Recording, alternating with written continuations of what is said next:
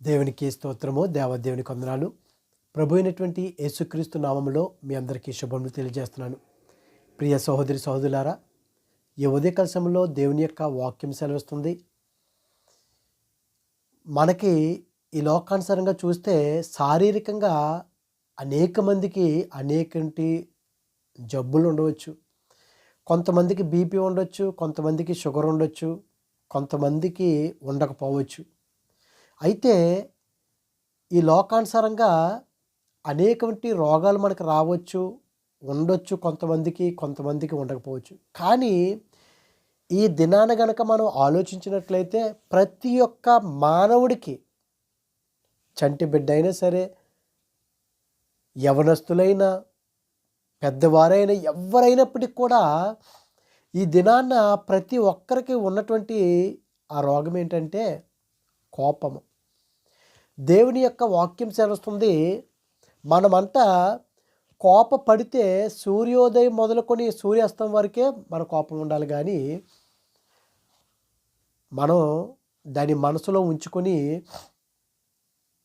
ఉండకూడదని దేవుని యొక్క వాక్యం చేస్తుంది. ఈ దినాన్న అనేకటువంటి కుటుంబాలు కానీ, అనేకటువంటి జీవితాలు కానీ విచ్ఛిన్నమైపోతున్నాయంటే దానికి కారణం కోపము.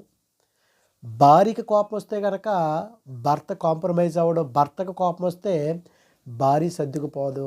అందుకే ఈ యొక్క కోపం అంట సకల దరిద్రాలకు కారణం అంట. మనలో కోపం ఉండినట్లయితే దాన్ని మనం తీసివేయాలని దేవుని యొక్క వాక్యం చేస్తుంది. సామెతల గ్రంథం 15వ అధ్యాయం 1వ వచనంలో చూస్తే, మృదువైన మాట క్రోధమును చల్లార్చును, నొప్పించు మాట కోపమును రేపును. మనం ఎప్పుడైతే ఒకరు కోపంగా ఉన్నప్పుడు మృదువైనటువంటి మాట మాట్లాడాలండి. మనం చూడండి, కొన్నిసార్లు భర్త గనక కోపంగా ఉంటే, లేకపోతే భార్య గనక కోపంగా ఉంటే భర్త మాట్లాడతాడు కదా, నువ్వు కోపంలో కూడా నువ్వు చాలా చక్కగా ఉన్నావు అని మాట్లాడతాడు. అంటే మృదువైనటువంటి మాట ఆ కోపాన్ని లేకపోతే ఆ క్రోధాన్ని ఏం చేస్తుందంట, చల్లారుస్తుంది. నొప్పించు మాట కోపమని రేపుతుంది అన్నమాట. మనం ఎప్పుడు కూడా ఒకరిని నొప్పించకూడదని దేవుని యొక్క వాక్యం చేస్తుంది. మృదువైనటువంటి మాట మనం మాట్లాడాలి. మనం చూసుకున్నట్లయితే ఆదికాండము 4వ అధ్యాయంలోనే చూస్తే, కయ్యేను అర్పణలు దేవుడు లక్ష్య పెట్టలేదు, హేబేలు అర్పణ దేవుడు లక్ష్య పెట్టాడు. అప్పుడు కయ్యేను కోపగించుకుంటాడు. దేవాతి దేవుడు మాట్లాడుతున్నాడు. ఆయన కయ్యేనితో అంటున్నాడు, 4వ అధ్యాయము 5వ వచనంలో చూస్తే, కయ్యేను అతని అర్పణ ఆయన లక్ష్య పెట్టలేదు కాబట్టి కయ్యేనుకు మిక్కిలి కోపం వచ్చి అతడు తన ముఖము చిన్నబుచ్చుకొనగా, యెహోవా కయ్యేనితో, నీకు కోపమేలా, ముఖము చిన్నబుచ్చుకొని ఉన్నావేమి, నీవు సత్క్రియ చేసిన ఎడలా తలనెత్తుకొనవా. ప్రియ సహోదరి సహోదరా, మనము కోప్పడి మన ముఖాలని చిన్నబుచ్చుకుంటాం కాదు. సత్క్రియ చేసినట్లయితే మనం తల అంట ఎత్తుకుంటాం. అంటే మనం సత్క్రియ చేసేవారిగా ఉంటున్నామా, లేకపోతే చీటికి మాటికి కోప్పడేవారిగా మనం ఉంటున్నామా, ఒక్కసారి మనల్ని మనం పరీక్షించుకోవాలి. ఎందుకంటే ఆ మృదువైనటువంటి మాట కోపాన్నంట చల్లారుస్తుంది, క్రోధాన్ని చల్లార్చును. బైబిల్ గ్రంథంలో చూసుకున్నట్లయితే న్యాయాధిపతుల్లో చూస్తే 8వ అధ్యాయంలో గిద్యోను మిద్యానీలతోటి యుద్ధం చేయడానికి వెళ్తాడో, అయితే జ్యేష్ఠులైనటువంటి ఎఫ్రాయిం వారిని పిలవకుండా యుద్ధానికి వెళ్ళిపోతాడు.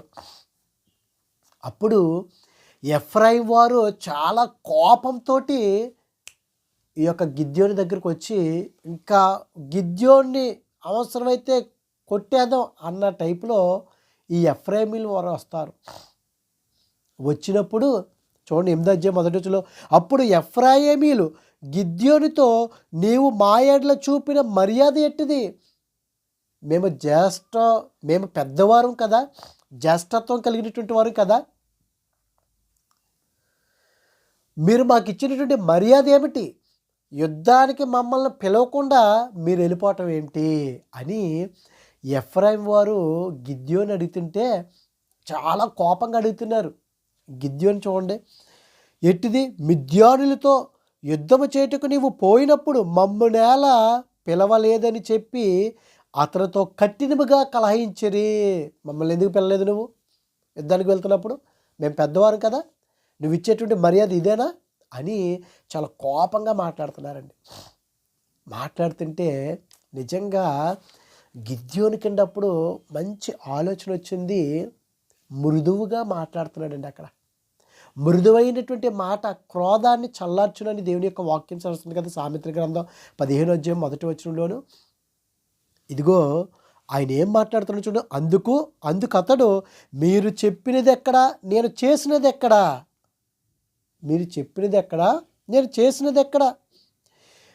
అబియేజరు ద్రాక్ష పండ్లు కోత కంటే ఎఫ్రాయిమీల పరిగె మంచిది కాదా? అంటే ఇదిగో మాకున్నటువంటి పంట కంటే, ఇశ్రాయేలు ప్రజలకు ఆ దినాల్లో ద్రాక్ష తోటలో కనుక గాలికో దేనికో ఆ ద్రాక్ష గెలలు కానీ కాయలు కానీ రాలిపోతే అవి ముట్టుకోకూడదు. వారు లేనటువంటి వారు, పేదవారు, వెధవరాళ్ళు, ఇతర దేశస్తులు వారు తీసుకుని తినాలన్నమాట. అది ఇశ్రాయేలుకు ఉన్నటువంటి కట్టడ. అయితే గిద్యోని అంటున్నాడు, ఇదిగో మాకున్నటువంటి ద్రాక్ష పంటల కంటే ఇదిగో మీ పరిగె మంచిది కాదా? అంటే మా పంటలు ఎన్ని ఉన్నప్పటికి కూడా మీకు పడిపోయినటువంటి ఆ పరిగే ఎక్కువ మాకంటేను అని మాట్లాడినప్పుడు, దేవుడు మిద్యానీయుల అధిపతులైన ఓరేబును జేయేబును మీ చేతికి అప్పగించెను. మీరు చేసినట్లు నేను చెయ్యగలనా అనేను. అతడు ఆ మాట అన్నప్పుడు అతని మీద వారి కోపము తగ్గెను. అంటే వీళ్ళు మిద్యానీయుల దగ్గరికి యుద్ధానికి తీసుకెళ్లేదని చెప్పేసి ఒక చోట కొంతమంది కూర్చుని ఎందుకు తీసుకెళ్లేదు అన్నప్పుడు వారు ఆలోచించుకుంటుంటే, ఓ పక్కన వీరు యుద్ధం చేస్తున్నారు కదా గిద్యోను మిద్యానీయులతోటి. అందులో ఇద్దరు అధిపతులు ఓరేబును జేయేబును వారిద్దరు కూడా తప్పించుకుని పారిపోతే వీరు కొంతమంది ఎఫ్రామీలు కొంతమంది ఒక చోట కూర్చున్నప్పుడు, అరే వీరెవర్రా వీరు ఇలా పరిగెట్టుకుని వచ్చేస్తున్నారని తెలుసుకున్నప్పుడు, ఇదిగో వీరు మిద్యానీయుల్లో అధిపతులు అన్నప్పుడు, రే వీళ్ళని ఉంచకూడదు అని వారిద్దరిని కూడా చంపేస్తారు. అప్పుడు గిద్యోని అంటాడో, ఇదిగో ఎఫ్రామీయులారా, ఇదిగో ఇద్దరు అధిపతులు పారిపోయారు కదా, నిజంగా కనుక మీరు యుద్ధానికి వచ్చి ఉంటే, మీరు ఆ స్థలంలో ఉండకపోతే వారిని ఎవరు చంపుదురు? వారే పెద్ద సైనికులు వచ్చి మన మీద పడిపోదురు కదా అని ఈ మృదువైనటువంటి మాటలు మాట్లాడినప్పుడు, అవును కదా, వారిద్దరిని కూడా చంపింది మనమే కదా, ఒకవేళ ఆ స్థలంలో మనం లేకపోతే వారు తప్పించుకుని వెళ్ళిపోదురు కదా అని వారి కోపము, అతని మీద వారి కోపము తగ్గెను. చూసారా, కొట్టేద్దాం చంపేద్దాం అన్న కోపంతో వచ్చినటువంటి ఎఫ్రాయిమీల్ని గిద్యోను చాలా మృదువైనటువంటి మాటలతోటి, అరే మీరెక్కడ వారు, మేమెక్కడ వారు, మాకున్నటువంటి పంట ఏమిటి, మీకు ఆ పరిగే మీకు ఎక్కువ మా పంట కంటేని అని ఏ విధంగా మృదువైనటువంటి మాటలు. ప్రియా సహోదరి సహోదరా, దేవుని యొక్క వాక్యం తెలుస్తుంది, కోపము సకల దరిద్రాలకు కారణం. కొంతమందికి మాట్లాడితే చాలు ముక్కు మీద కోపం వచ్చేస్తుంది. ప్రతి చిన్నదానికి కోపమే. ఆఫీసులో ఏదన్నా యజమానుడు కనుక తిడితే ఆ కోపం వచ్చి భార్య మీద చూపించడం, భార్య ఏమో బెడ్ల మీద. అంటే కోపం అన్నది మనకి పెద్ద శాపం కింద ఉంటుంది. ఆ కోపాన్ని కనుక మనం తగ్గించుకున్నట్లయితే నిదానించాలంట. అందుకే అదే న్యాయాధిపతులు 12వ అధ్యాయము 1వ వచనంలో కూడా చూస్తే, ఇక్కడ యోప్తా చూసుకున్నట్లయితే 12వ అధ్యాయంలో ఎఫ్రాయిమీయులు కూడుకొని ఉత్తర దిక్కునకు పోయి నీవు అమ్మోనీయులతో యుద్ధము చేయబోయినప్పుడు, ఈ యొక్క యోప్తా చూస్తే పరాక్రమశాలి, మరి తన యొక్క తల్లి చూస్తే ఇతడు గిలాదు వాడైన యోప్తా పరాక్రమ గల బలాఢ్యుడు, అతడు వేశ్య కుమారుడు అని ఉన్నది. 12వ అధ్యాయంలో మొదటి వచనంలో చూస్తే ఈ యొక్క యోప్తా కూడా అమ్మోనీయుల మీదకి యుద్ధానికి వెళ్తాడు. అమ్మోనీయులతో యుద్ధానికి వెళ్తే అప్పుడు కూడా యోప్తా ఈ యొక్క ఎఫ్రాయిమీయులను పిలవకుండా వెళ్ళిపోతాడో, అది ఎప్పుడైతే తెలుసుకున్నారో వీరేకంగా కాగడాలతోటి వీరు వచ్చేస్తారు. ఇదిగో నీ ఇంటిని అగ్నితో కాల్చివేయదుమని యోప్తాతో చెప్పగా, యోప్తా అయితే మీరే కాలుస్తారా, మేము కాల్చలేమా, మీకు ఇండ్లు లేవా, మాకే ఉన్నాయా అని వారు కోపంగా మాట్లాడితే ఇతడు కూడా కోపంగా రెట్టించేసాడు. మృదువైనటువంటి మాటలు మాట్లాడలేదు ఈ యొక్క యోప్తా.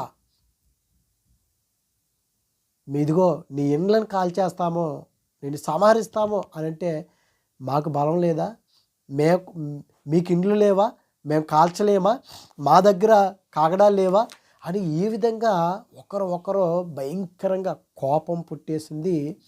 ఆ కోపం ఎక్కడికి దారి తీసేసిందంటే, నిజంగా ఆ దినాన ఇదిగో 6 వచనం, అందుకు అతడు నేను కాను అని ఎడల వారు అతను చూచి సిబ్బోలేతును శబ్దము పలుకమనిరి, అతడు అట్లు పలుకనేరక సిబ్బోలేతని పలుకగా వారు అతను పట్టుకుని యొర్దాను రేవుని ఎదుట చంపిరి. ఆ కాలమున ఎఫ్రాయిమీయులు 42,000 మంది పడిపోయారు. అంటే 42,000 మంది ఎఫ్రాయిములు చనిపోయారు. ఎందుకు? కోపం. యోప్తాకి కోపం పుట్టింది. అతనికి కూడా ఎఫ్రాయిములు కోపంతో వచ్చారు, ఇతడు కూడా కోపంగానే మాట్లాడాడు. 42,000 మంది చనిపోయారంటే దేవుని యొక్క వాక్యం సెలవుస్తుంది. సామెతల గ్రంథము 29:11 చూస్తే బుద్ధిహీనుడు తన కోపమంతా కనపరుచును. బుద్ధిహీనుడంట తన కోపంతో కనపరుస్తాడంట. మనం ఎప్పుడు కూడా బుద్ధిహీనత కలిగి మనం జీవించకూడదు. కోపాన్ని కాదు మనం చూపించటం. మనం ఎప్పుడు కూడా మన కోపం సూర్యోదయం నుండి సూర్యాస్తం వరకు. అందుకే మొదటి సమూయేలు గ్రంథము 1వ అధ్యాయంలో చూస్తే,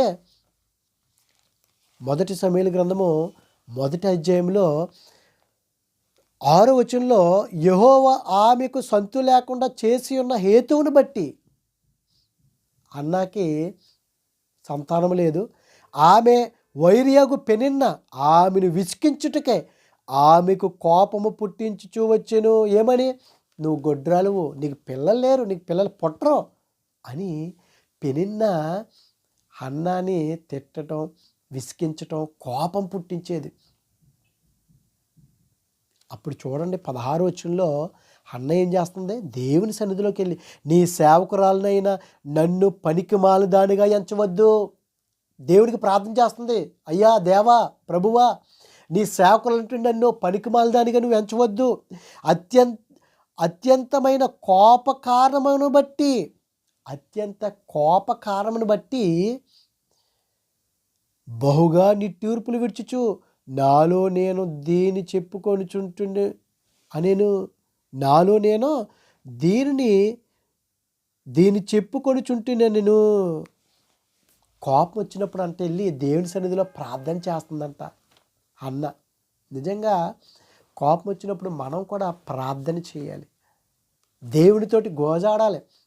అంతేగాని ఆ కోపం వల్ల మనం పాపం చేయకూడదు. కోపపడుడి కానీ కోపంలో పాపం చేయకూడదంట. కానీ అనేక మంది దినాన్న కోపపడిపోవటం, ఆ కోపంలో ఏవేవో పిచ్చి పిచ్చి నిర్ణయాలు తీసేసుకుంటాం, వారి జీవితాలను కోల్పోతున్నారు.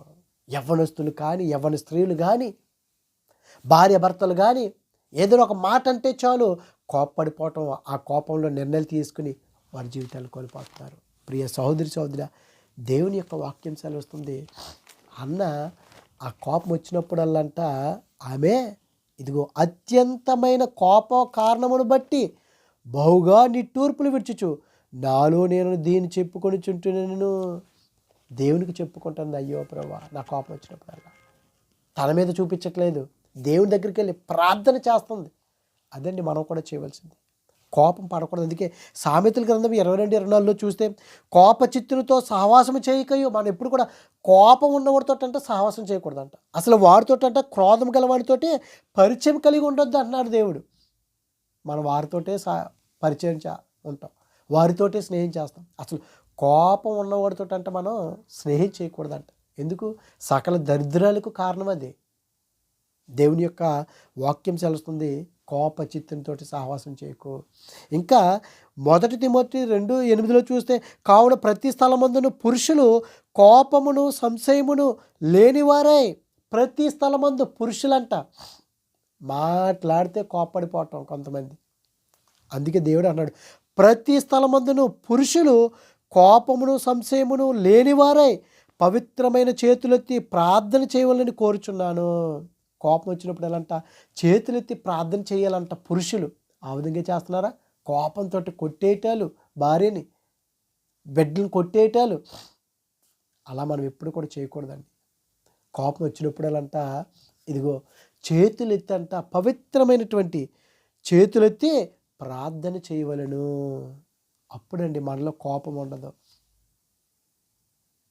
అంతేగాని ఆ కోపంతో ఏవేవో చేసేయటం కాదు, మన జీవితాలని లేకపోతే ఎదుటివారి జీవితాలని మనం పాడు చేయటం కాదు.